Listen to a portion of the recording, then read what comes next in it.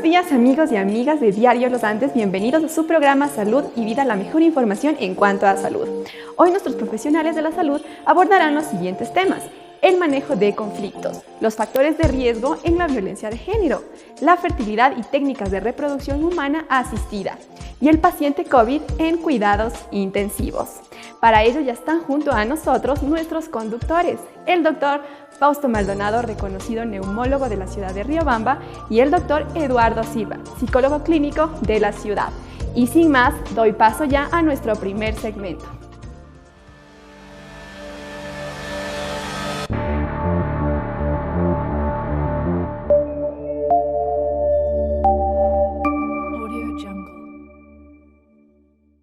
Hola amigos, qué gusto nuevamente estar con ustedes. Esta es su revista Salud y Vida. Es un placer como siempre y deseo expresarles nuestro agradecimiento por la confianza, la acogida que han tenido con esta serie de temas que están diseñados para que mejoremos nuestra calidad de vida, mejoremos nuestras buenas relaciones interpersonales y mejoremos también la alegría que debe siempre existir en nuestras familias. Estamos culminando la sección de violencia. La violencia intrafamiliar, como hemos visto en los programas y con los ilustres compañeros especialistas, tiene muchas génesis. Hemos hecho propuestas de lo que usted debe hacer.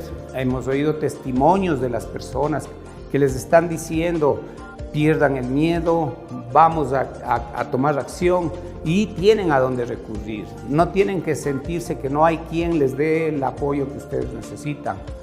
Saben que existen las instancias especializadas en familia a donde deben acudir, pero lo primero es perder el miedo. Hoy día quiero hacer un enfoque para ir cerrando el tema de qué pasa cuando empiezan los conflictos en la familia. Veamos ahora, ante un problema que escala y llega un conflicto, ¿qué es lo que deberíamos hacer en casa?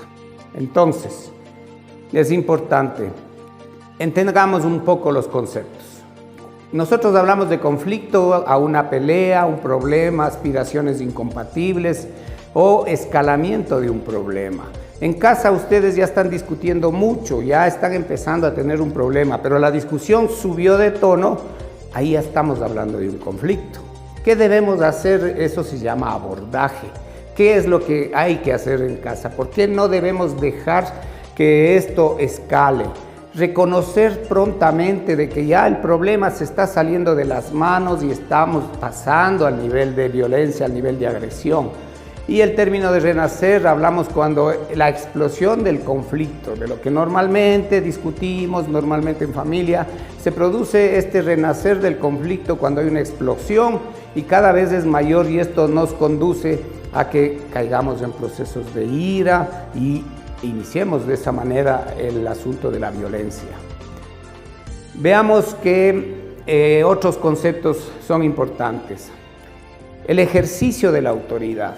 Aquí en la intervención que hizo con el enfoque médico familiar, todavía la gente piensa que la autoridad tiene el hombre y el hombre tiene la capacidad de agredir a la mujer solo por ser hombre. Entonces, la autoridad tiene que basarse en persuasión, en influenciarse unos a otros, en reflexión, razonamiento, convicción. No debe darse esa autoridad de presión, el autoritarismo, porque eso ya no estamos hablando de autoridad, y eso juega mucho para escalar a la violencia intrafamiliar. Entonces viene lo que llamamos la negociación. Hay que buscar una solución, en donde el ganar-ganar, este término que parece más administrativo, financiero, juega también para la familia, ganar-ganar. Eso significa que sin perder la autoridad, nosotros tenemos que buscar soluciones o, en su defecto, buscar un mediador que nos ayude en eso. Este término de modelaje sirve para muchas cosas. Nosotros siempre les recomendamos: modelen a alguien que sea tan exitoso, tan feliz, para que puedan ustedes caminar juntos de la mano en familia, semejando a alguien que una familia feliz, una familia exitosa. Entonces, nosotros es importante que entremos a lo que es la negociación. La negociación, llamamos nosotros desenlace cuando queremos que se termine un conflicto. Pero esto es gracias a un proceso de diálogo, a búsquedas de soluciones y algo que yo les quiero acentuar ahí, no por chantajes. Yo quiero que me aguantes por nuestros hijos, algo que es tan común, el chantaje a través de eso, y mantenemos la violencia. Pero algo importante también es el asunto de prevención. Hay que saber en familia cuáles son nuestras aspiraciones, que sean cosas veraces, que sean cosas que se pueden evitar que nos lleven al conflicto, que todo sea dentro del campo del afecto. Todo puede ser negociable excepto el respeto. Si se pierde el respeto, mis amigos, pues realmente, ¿qué vamos a negociar? No debe haber rigidez. Si yo quiero que la familia vaya bien racionalmente, nos sentamos, no debe haber rigidez, debe haber el respeto hacia el otro. Y en esto de la rigidez, un llamado muy especial, y hablaremos posteriormente en el asunto de los adolescentes. Ahí es donde hay más rigidez. ¿Qué pasa si la negociación es mala? Hay insatisfacción, resentimientos, iras, eso nos lleva a venganza, inseguridad, pérdida de confianza. Entonces ahí no estamos nosotros negociando ni manejando el conflicto. ¿Cuál es lo que nosotros debemos acudir? Al ganar o ganar, porque todos tenemos que caminar hacia el ganar a ganar. El poder asimétrico, que es lo que sucede cuando el padre y la madre con el hijo no entendemos que ellos también tienen su voz y su voto dentro de la familia. Este continuo incumplimiento nos hace pensar, ¿vale la pena que negociemos? ¿Es necesario de que nos sentemos a tratar de que la situación se pueda solucionar, que es lo que nosotros proponemos?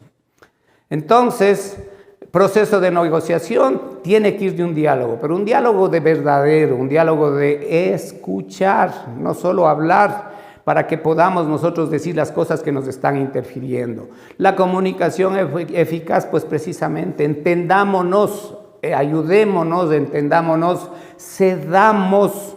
Yo cedo por amor hacia lo que quiere mi pareja y viceversa. Si no tenemos buena comunicación, cuando digo sí, pero no, tienes razón, pero mejor hagamos así, eso es mala comunicación. Con eso no vamos a resolver nada. Tenemos que entendernos para poder llegar a un buen final en nuestro manejo de conflictos. La asertividad, ahí es algún término que todo el mundo estamos utilizando. Entendamos de que para que tengamos una buena asertividad, tenemos que ser muy honestos con lo que nosotros queremos. Tenemos que ser maduros en lo que queremos. Tenemos que nosotros evitar que manipulemos a los demás. Entonces, en la siguiente quiero que veamos, en resumen, tenemos un conflicto, analicemos las causas, pero tratemos de llegar a las causas verdaderas. Determinamos un plan de acción para solucionar el conflicto. Desarrollamos el plan de acción. Ponemos en práctica y vamos evaluando qué nos está pasando en los acuerdos que tenemos que llegar. ¿Cómo vamos a hacer nosotros para llegar a acuerdos? Negociación. Ahí ustedes vean en el cuadro en la parte superior derecha, la negociación significa cooperación, es decir, los dos ganamos y la familia gana. En la siguiente, en cambio, vamos a ver de que hay que correlacionar mucho la relación con los objetivos. Entonces, negociación no significa solo adaptación, evitación, competición, sino es muy importante la colaboración. Tú ganas, yo gano y la familia gana. Entonces, para concluir, los tips para la resolución de conflictos: seamos sinceros en lo que queremos, respetemos lo que la parte contraria nos quiere decir, cooperemos en que las cosas salgan bien, el diálogo importante, la tolerancia, libertad, justicia, paz, alegría y sobre todo amor. Amor para tratar de que la familia esté bien y que solucionemos nuestros conflictos.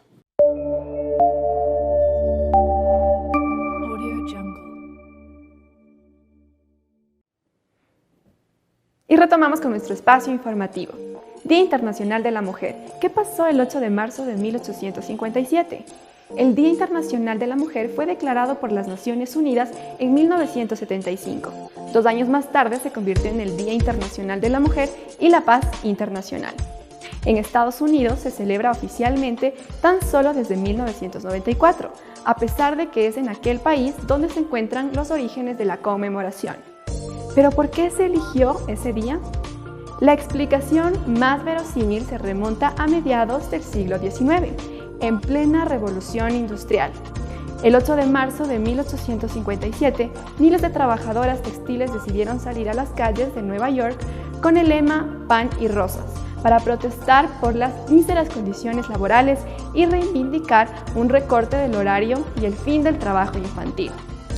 Fue una de las primeras manifestaciones para luchar por sus derechos, y distintos movimientos, sucesos y movilizaciones, como la huelga de las camiseras de 1909, se sucedieron a partir de entonces. El episodio también sirvió de referencia para fijar la fecha del Día Internacional de la Mujer, que se conmemora cada 8 de marzo. Y pues bien, ahora sí damos paso a Ana Veloz, quien es consultora de género, y seguiremos abordando sobre esta problemática social.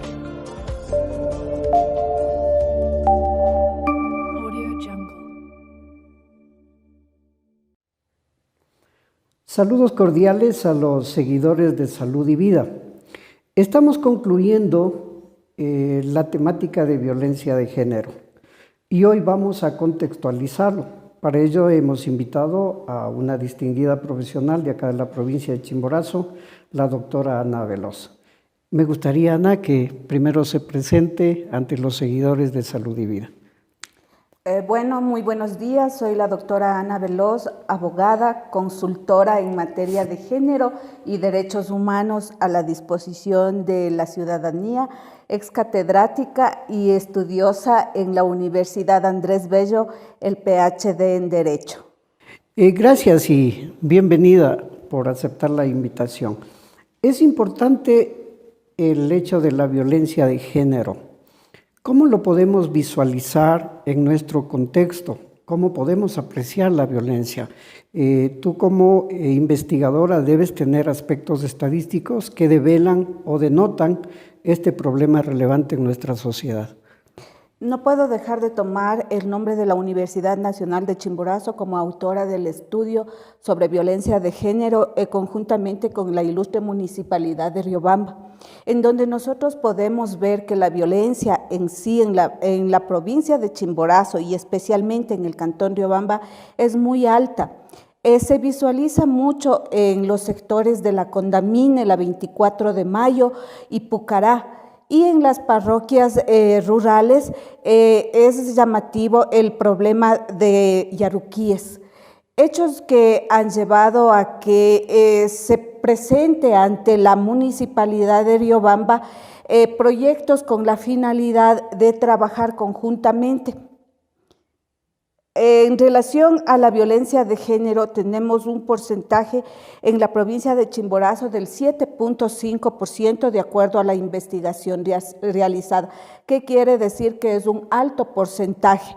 Pero esto de la violencia denunciada, y si hablamos nosotros de la violencia no denunciada, llegamos a un 8%. ¿Qué quiero decir con ello? Que 8 mujeres de 10 no han denunciado. En relación a ello, es preponderante que nosotros como universidad sigamos trabajando los otros tipos de violencia y entre ellas también encontramos lo que es la trata de personas en la ciudad de Riobamba. ¿En qué tipo de violencia es la que más se ve manifiesta en estos estudios en nuestra ciudad? Si bien es cierto que la violencia física es la más denunciada, es por el desconocimiento de las mujeres de que la violencia psicológica es la que más afecta. Y podríamos decir que la violencia psicológica está inmersa en todas las violencias, pero en el momento de penalizarlas no se les individualiza de esta manera, sino que lo toman por un lado la violencia física y por el otro la violencia psicológica o la violencia sexual, pero no lo hacen en una forma integral. De esta manera la violencia se dispersa y queda como violencia física y la violencia psicológica queda apartada de ella, que es lo que a mí en mis investigaciones me preocupa, que se penalice solo o por violencia física, psicológica o sexual. Es importante develar esto hacia la ciudadanía en el sentido de que el trauma provocado por la violencia es realmente grave. Son engramas mentales muy profundos, acontecimientos severos que van a permanecer en la mente de la persona que ha sido violentada. El trauma no tiene espacio y tiempo, es decir, es acontextual. Supongamos que una persona que sufrió un trauma de violencia física o violencia psicológica, que es la más severa, si vuelve a ver un hecho o un acontecimiento violento, vuelve a resignificar la violencia como que si estuviera sufriendo en este momento. Y uno de los aspectos más graves también es el estrés postraumático de todas estas personas que han sido violentadas, ¿no? Entonces, la violencia psicológica es una violencia que impregna profundamente en la mente de las personas que han sido abusadas, y obviamente el trabajar este trauma es fundamental, porque caso contrario, las personas empiezan a somatizar, tienen problemas gástricos, alteraciones del sueño, colon irritables. Es decir, que el conflicto emocional se vuelve físico, que es uno de los aspectos relevantes que en psicología, por ejemplo, nosotros trabajamos profundamente para que la persona supere el trauma y pueda expresarse más sanamente en su parte emocional en la actualidad. Así es. Sí, como usted dice, los factores de riesgo son esos. Primero, la salud de la persona, pero también tenemos que ver los factores de riesgo en que están inmiscuidas estas personas que sufren violencia, que son, por ejemplo, el factor de riesgo cultural, el factor de riesgo económico, el factor de riesgo social. Cuando yo me transmito a estos factores de riesgo, y el primero en la salud, es especialmente en ello en donde tenemos que trabajar, porque la salud, a través de una salud mental activa, efectiva, puede la mujer contestar o referirse a la violencia en una forma que no sea revictimizante. Con esto quiero yo decir que si la mujer está mentalmente bien, ella va a poder responder de una forma mejor ante los signos de violencia. En este sentido, el trabajo que se debe realizar es un trabajo de prevención, como bien decía el médico que me precedió en la palabra. Eso quiere decir de que el Estado está obligado a trabajar como primera línea la prevención de la violencia y en el trabajo de lo que es la psicosis de las mujeres. ¿Para qué? Para que estas mujeres tengan la prevención en sí y actúen ante los actos de violencia. Dentro de los factores de riesgo, los culturales, lamentablemente, y como somos un país multiétnico y multicultural, nosotros en nuestra propia provincia y en nuestro propio cantón tenemos ese problema. Si la violencia se diversifica más en las mujeres pobres, en las mujeres indígenas, y con esto quiero decir que hay una doble o triple victimización, es decir, primero por ser mujer, segundo por ser indígena, tercero por ser pobre y hasta cuarto puede ser por otros problemas. Entonces, trabajar sobre esos factores de riesgo que tenemos las mujeres es la obligación estatal, lo que no ha sucedido por la falta de coordinación interinstitucional. Lamentablemente, si bien existe la normativa a nivel nacional, a nivel local, no se ha podido plasmar por la falta de recursos y lo que es más, por la falta de la voluntad política de los actores nacionales, porque la ley no ha podido ser materializada en territorios.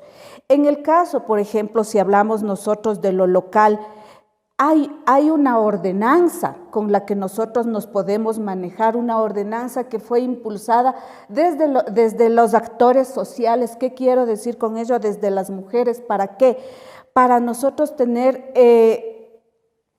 por lo menos seguro un presupuesto, y en eso es lo que estamos encaminados. Estamos en la creación de la Casa de la Mujer. Esta casa va a proteger a las mujeres violentadas. Es una casa de acogida y está ya presupuestada y estamos en la fase de construcción.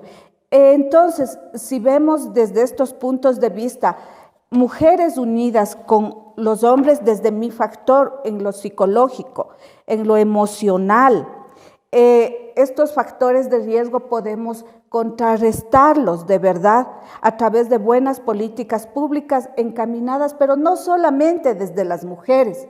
Estos procesos de disminuir la violencia de género no han sido productivos durante los últimos años porque han sido trabajadas solo desde las mujeres, sin incluirles a los hombres. Y desde mi investigación, yo creo que aquí es donde debe haber una binaridad.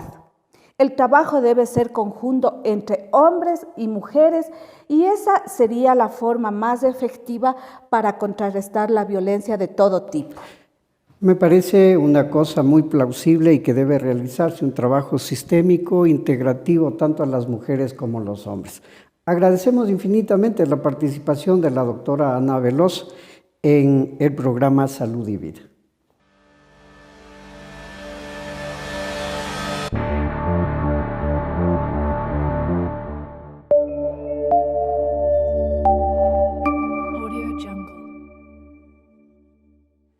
Continuando con nuestro programa Salud y Vida, queridos amigos, tengo el gusto enorme de presentarles a la doctorita Belén Goyes. Ella es médica gineco-obstetra, docente de la Escuela Superior Politécnica de Chimborazo. Tiene un diplomado en reproducción humana asistida y estará gustoso de servirles en el Hospital Vida Sana en La Veloz y Puruá. Toda ilusión de una pareja que hace una vida, sea matrimonial o sea de unión consensuada, es la de la procreación y de hecho tan importante para el mantenimiento de la especie humana. Pero hay el tema que sucede cuando la pareja no puede concretar esta ilusión que es la de tener un hijo. Por eso vamos a escuchar los valiosos criterios y recomendaciones que la doctora Belén nos va a hacer en el día de hoy. Belencita, bienvenida. Muchas gracias, doctor Faustito. Un gusto estar aquí, un gusto poder conversar con todos ustedes el día de hoy. Este tema de la infertilidad realmente es un tema muy importante. Como mencionaba usted, doctor Faustito, la parte de la pareja realmente es un tema psicológico, un tema bastante intenso, inclusive cuando hay problemas en este sentido. Y la salud pública, lastimosamente, en nuestro país no nos cubre esa parte. Entonces, no es un tema que se pueda hablar en los hospitales públicos, tanto en el IES como en el MSP. Y es un tema que también amerita un costo de trabajo, un costo de exámenes bastante alto. Entonces muchas de las parejas no logran acceder y es lastimoso esto de que no sea un tema de salud pública a tratar, ¿no? Entonces cuando nosotros hablamos de infertilidad, muchas de las parejas no saben cuándo ya es el tiempo de que deberían tener hijos o cuánto tiempo ya se debería esperar o si está pasando algún asunto, alguna patología. Para definirlo se supone que nosotros tenemos que esperar por lo menos 12 meses con relaciones sexuales regulares sin utilizar ningún tipo de método anticonceptivo. Hablamos de ritmo, hablamos de preservativo, de cualquier otro método hormonal, porque a veces las parejas entienden como que sin métodos anticonceptivos es sin medicación, ¿sí? Pero también el ritmo, el coitus interruptus, que también es bastante frecuente, es un método de planificación familiar. Entonces, si nosotros ya manejamos 12 meses seguidos sin este problema, o sea, sin la cuestión de métodos de planificación familiar de ningún tipo, entonces ahí, a partir de esa fecha, sí hablamos de un problema de infertilidad o de esterilidad, dependiendo en qué etapa estemos, ¿sí? Entonces eso es lo primero que tenemos que saber. Si es que tenemos este problema, este tiempo ya pasado, ahí ya tenemos que acudir al médico.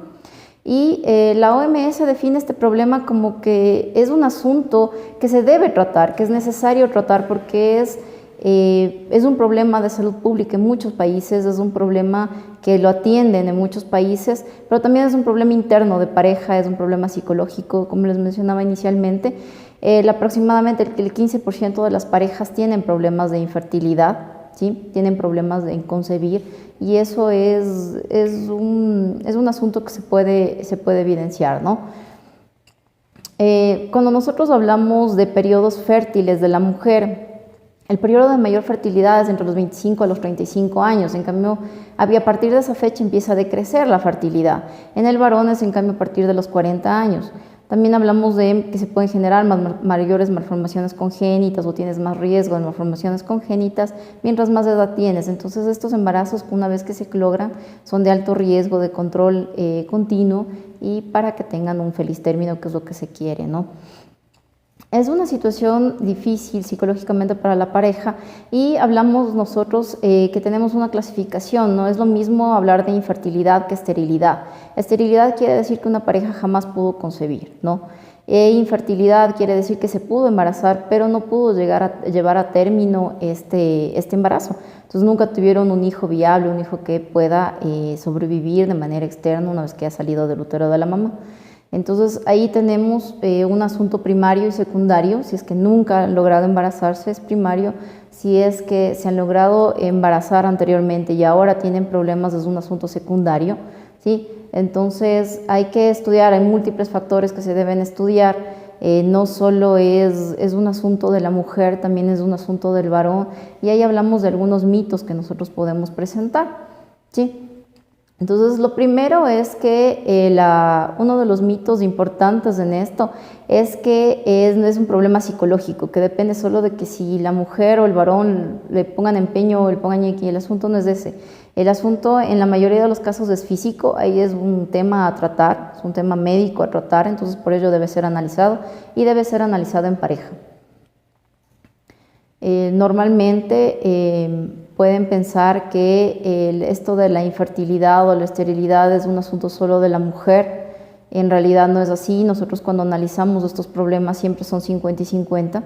Tenemos que analizar tanto a la mujer como para el varón, ¿sí? Y a veces es un asunto de presión social también la que van sintiendo. Una vez que se casan, ya la gente le pregunta ¿y cuándo los niños? Y una vez que tienen un niño, ¿y cuándo el segundo? ¿Y cuándo el tercero? Y es un asunto de presión social. Entonces las mujeres y la pareja en sí se ve ahondada en este asunto, ¿no? El problema es también un asunto de machismo, de que normalmente pensamos que es el problema de la mujer. Como les decía inicialmente, es un asunto de dos, es de pareja. Siempre es 50 y 50 y hay que hacer un estudio a ambos, tanto a la mujer como al varón. Aproximadamente el 15% del total de las infertilidades se deben a un asunto mutuo, el 35% solo un asunto masculino y el 45 a 50% solo un asunto femenino. Entonces nosotros vemos que en la sumatoria en realidad sí tenemos este porcentaje de que tenemos que estudiar a ambos por igual para determinar cuál es el problema. Ya, las causas de infertilidad pueden ser varias. En la mujer puede ser ya una reserva folicular agotada, es decir, ya no tenemos folículos para embarazar. Esto normalmente suele suceder cuando ya avanza la edad. Tenemos problemas de endometriosis, de colocación ectópica del endometrio, tienen problemas de dolores pélvicos crónicos, infecciones inflamatorias pélvicas que han logrado cerrar las trompas, los canales por donde se van a comunicar el espermatozoide con el óvulo. También tenemos esterilidad secundaria a procedimientos quirúrgicos. Por ejemplo, si han tenido embarazos ectópicos, le sacaron una trompa, en la otra trompa en el ovario tuvieron un quiste o alguna cosa así, y ya fueron perdiendo anexos, y obviamente eso ya es un problema anatómico que en la mayoría de los casos es irreversible. A veces ya se han ligado, se han hecho la ligadura y nuevamente cambian de pareja o quieren con esta pareja tener hijos, y ahí ya nos toca hacer una recanalización. Entonces son algunos temas que pueden ir desde la parte anatómica, pero en su mayoría los problemas también son falta de ovulación en la mujer, ¿sí? Entonces es un problema hormonal que hay que controlar, que hay que estudiar, ver qué punto, porque son 3 puntos los que nosotros analizamos básicamente para esta función ovárica, para que se genere el óvulo. Entonces, una vez que ya uno analiza esos puntos de manera endocrinológica, tiene que actuar sobre esos para regular los ciclos, para mejorar la parte de la opción que tiene para embarazarse. Y en el varón, en cambio, a veces son más bien por secundarios a traumatismos o a infecciones, por ejemplo. Ahí sí es más anatómico en la mayoría de casos y se deben también a producción de semen, ¿sí? A la calidad de producción del semen. Entonces, hay que estudiar también la parte del trabajo. La profesión también ayuda en el varón, por ejemplo, las personas que están todo el tiempo expuestas a un calor excesivo o qué sé yo, en cocinas, o son choferes de autobuses, cosas por el estilo, en donde el calor va a hacer que se deterioren los espermatozoides, por ejemplo, que se mueran los espermatozoides. Entonces ahí uno ve que inclusive hasta la profesión que uno puede tener influye en esta efectividad o en este éxito de quedarse embarazado, ¿no? Y es de lado y lado. Entonces, eso es, doctor Faustito. En realidad es bastante interesante, este tema es bastante amplio y tenemos muchas técnicas de reproducción que se pueden utilizar dependiendo cuál es la causa que tenemos. Entonces, lo primerito es identificar eso. En el caso, Belencita, de que una pareja cumpla con estas condiciones que tú lo has mencionado adecuadamente, ¿qué es lo primero que le recomendarías que tiene que hacer? Y contamos en nuestro medio con laboratorios para todos los estudios que tú lo has mencionado muy bien. En nuestro medio contamos con laboratorios que están capacitados para hacer estudios hormonales, un perfil hormonal adecuado. Si necesitamos estudiar la parte anatómica, que es secundario, es después, mejor dicho, seguido de esto, parte de hormonal, ya tenemos igual algunos estudios de imagen que se deben utilizar y sí tenemos personal capacitado para eso realmente. Ya cuando nosotros necesitamos intervenir con fertilización in vitro, con inseminación artificial, sí tenemos que ayudarnos de laboratorios específicos que en realidad manejan estos temas, que normalmente están ubicados en Ambato, en Quito. En La Tacunga también tenemos otros puntos, entonces, pero sí hay laboratorios que nos pueden apoyar en este sentido. Hay para mejoramiento de la calidad de los espermatozoides, para inclusive congelación de óvulos, congelación de espermatozoides. Si es una paciente que no tiene pareja, pero quiere tener niños, también hay donantes de espermatozoides, donantes de óvulos en el otro caso. O sea, sí se puede hacer algunas técnicas que en el país están permitidas. Excelente. Queremos agradecerle mucho a la doctora Belén Goyes y pues amigos, es cuestión de decisión. Si ustedes están con este problema que hemos mencionado, pues tomen la decisión y visiten a Belencita para que ella les oriente y podamos concretar el sueño que toda pareja tenemos de tener un hijo o una hija. Agradecemos mucho la presencia de Belencita. Muchas gracias.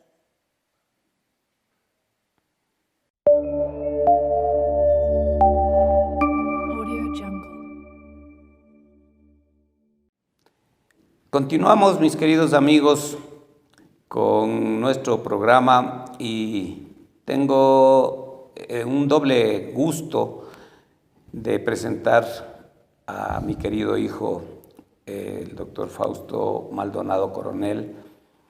Él es médico especialista en cuidados intensivos, es docente de la Escuela Superior Politécnica de Chimborazo, instructor de ultrasonografía crítica con la Asociación Argentina de Ultrasonografía Crítica. Tiene además un diplomado superior en investigación científica y al momento es coordinador de la unidad de cuidados intensivos aquí en el IES Riobamba. En algunas otras ocasiones ya hemos tocado, amigos, del asunto del COVID, de la situación crítica que estamos pasando por la irresponsabilidad ciudadana, pero aquí queremos nosotros conocer la experiencia de Fausto como la persona que está en la parte más difícil del manejo, como es la unidad de cuidados intensivos. Pero previamente a eso quisiéramos que explicaras a nuestros seguidores qué es una unidad de cuidados intensivos. Bienvenido, Fausto, un gusto compartir contigo. Bueno, pues un saludo cordial a todos. un agradecimiento enorme por esta oportunidad, por poder abrir estos espacios y por poder ponernos en contacto con la ciudadanía.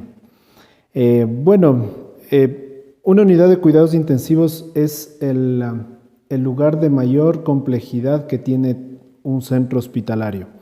Es el área en donde se concentra el esfuerzo tanto tecnológico, administrativo, médico y en general de salud para poder atender a pacientes que se encuentran en situación de extrema gravedad, en situación crítica. El paciente crítico es aquel que tiene alto riesgo de fallecimiento por la situación de salud que se encuentra atravesando. Para un paciente tenemos un personal altamente calificado y con atención personalizada, puesto que nuestros enfermos generalmente se encuentran bajo ventilación mecánica, sedación, necesitan cuidados completos por parte sobre todo del personal de enfermería, que son quienes realizan el cuidado directo de los pacientes y que son como yo suelo decir, el alma de nuestra unidad. Entonces es un contingente humano, un contingente tecnológico. El paciente se mantiene con monitorización de sus signos vitales durante las 24 horas del día.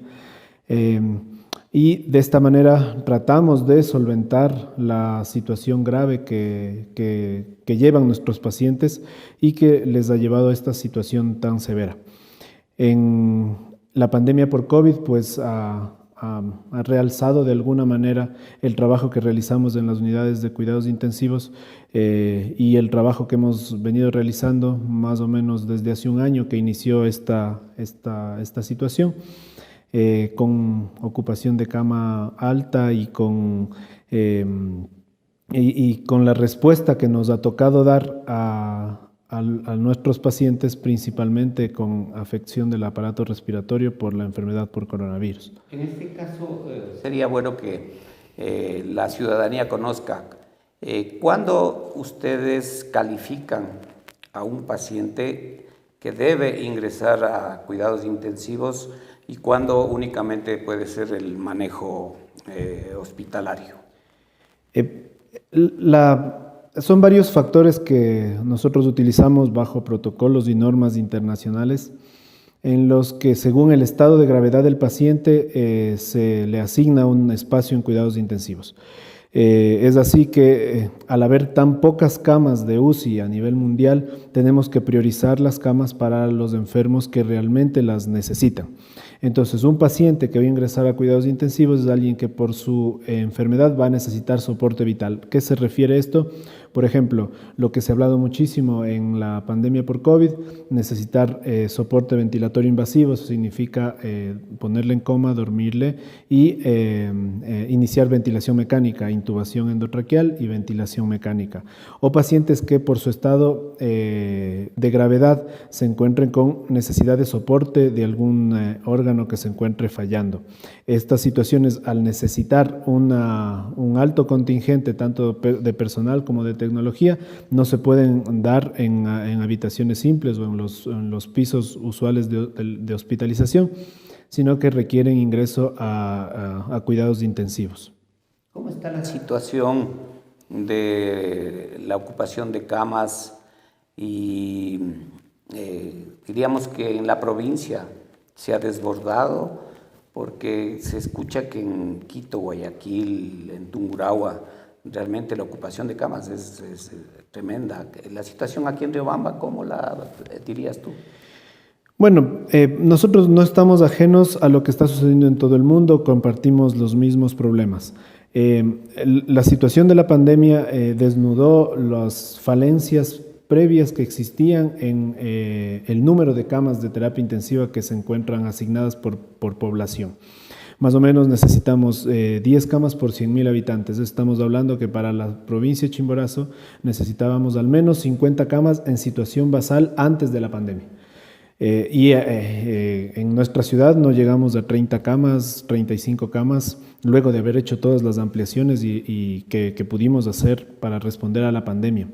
Entonces, pese a haber aumentado las camas en casi todos los centros hospitalarios, la situación sigue en un estado muy grave. Nuestra ocupación de cama sigue alrededor del 100% todo el tiempo. Desde hace un año no ha habido días en que tengamos camas libres.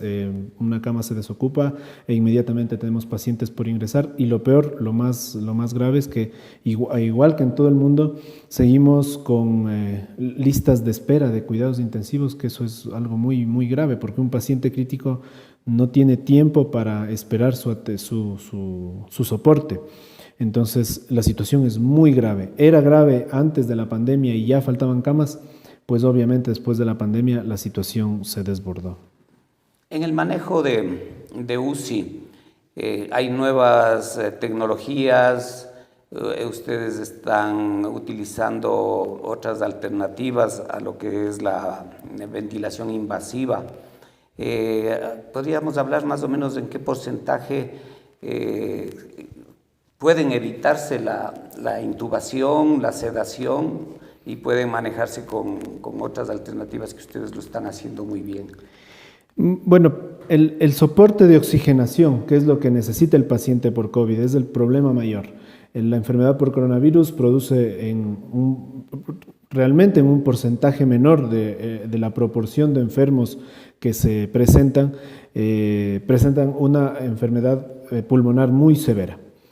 En casos seleccionados en los que la ocupación pulmonar por la infección y la inflamación no llega a ser tan grave, se pueden utilizar otras alternativas, como por ejemplo la oxigenación por cánulas de alto flujo o algo de ventilación no invasiva. O sea, son dispositivos, aparatos que nosotros utilizamos para otorgarle al paciente una mayor concentración de oxígeno y en algunos casos un flujo o una presión que va a servir para asistirle al paciente a su mecánica respiratoria, a la manera de respirar y de esta manera tratar de ayudarle.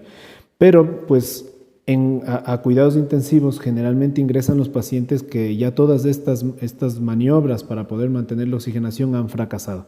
Entonces nos vemos abocados a la necesidad de realizar la intubación y sedarle al paciente por los días que el pulmón necesite, que el cuerpo necesite para poder vencer la infección y poder recuperar al paciente.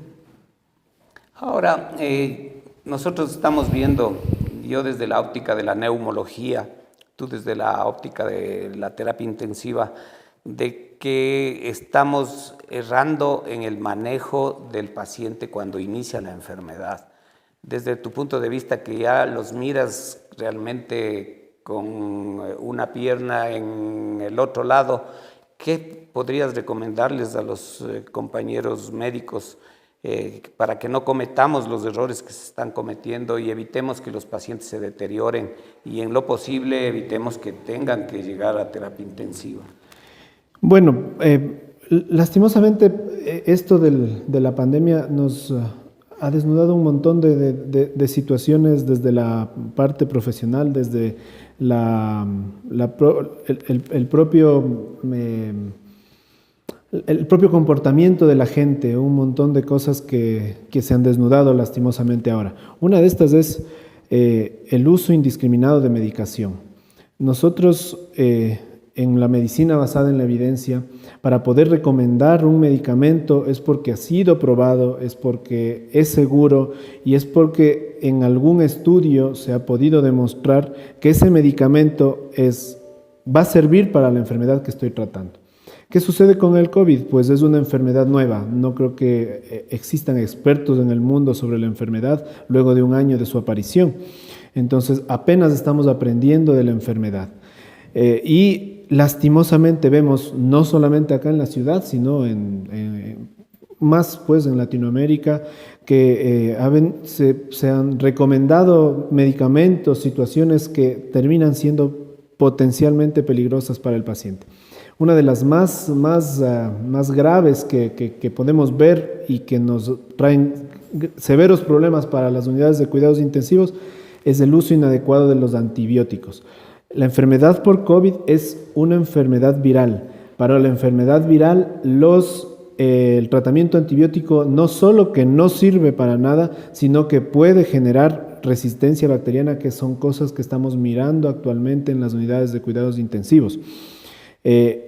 La enfermedad por COVID es una de las enfermedades virales que menos coinfección, o sea, sobreinfección bacteriana puede tener. Así que la indicación de antibióticos es completamente errada y la mayoría de pacientes que han llegado a cuidados intensivos han recibido todo este arsenal de medicamentos sin indicación y que terminan siendo perjudiciales. Hay que hacer un llamado de atención, en primer lugar, a las autoridades para evitar el expendio de antibióticos en farmacias.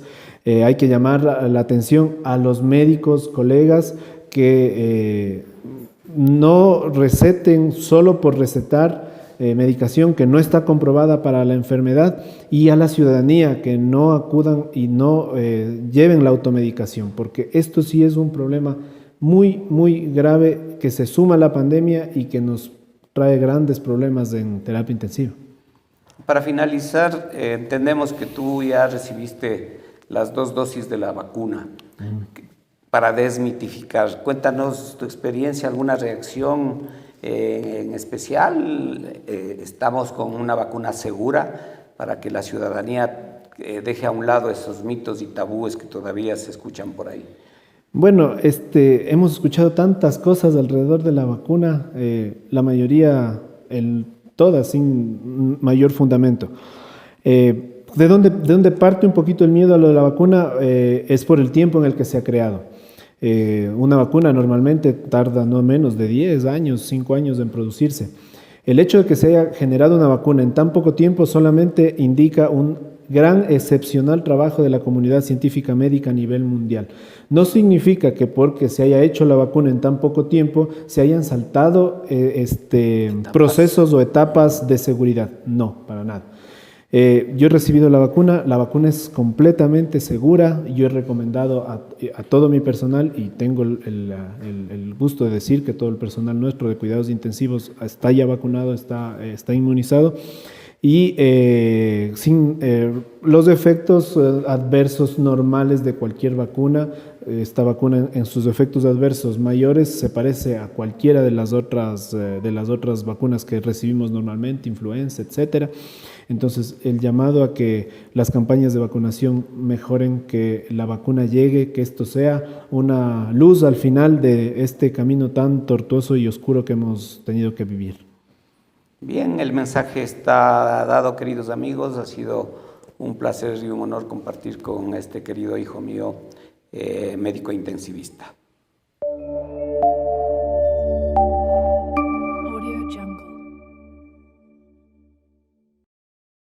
Muchas gracias, amigos seguidores de Diario Los Andes, por habernos acompañado durante todo el programa. Antes de despedirme, quiero agradecer una vez más a Carla Ortiz Makeup por este hermoso maquillaje. Ya sabe, si usted tiene algún evento, alguna fiesta y quiere que la maquillen de forma profesional, vayan donde Carla Ortiz Makeup. Sus contactos y la información pertinente la encontrarán en la parte inferior de este programa. Y ya para despedirme, también quiero recordarles que en la próxima entrega estaremos abordando temas referentes a educación sexual, así que no se lo pierdan. Los esperamos.